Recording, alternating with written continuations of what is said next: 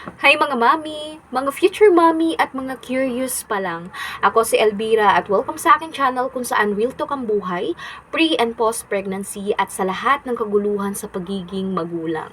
Ngayong video, pag-uusapan natin ang mga silent sign na handa ka na pala maging nanay. Kahit feeling mo hindi pa. Hindi lang to tungkol sa ovulation o vitamins, minsan kasi ang pinaka-importanting signs ay nasa puso at isip natin. Ito na mga mami, ang sign number 1, napapaisip ka na kung anong klaseng nanay ka magiging. Wala ka pang baby pero bigla mong naiisip, sana maging patient akong nanay o kaya ko bang palakihin ang anak ko ng may respeto? That's a clue kasi hindi mo naman iisipin kung hindi mo siya gustong maranasan. Okay, sign number 2, mas gusto mo na ang tahimik kaysa party. Dati, go ka lagi sa gala, pero ngayon, mas trip mo na lang sa bahay, nood movie, o simpleng pahinga.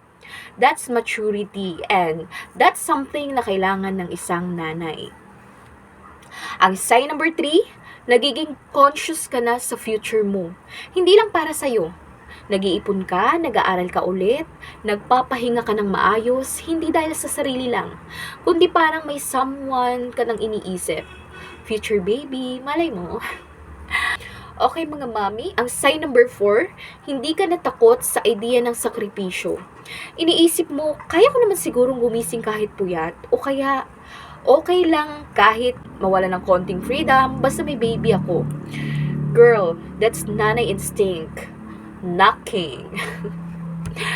Okay, ang sign number 5 natin, ramdam mong may kulang sa buhay mo.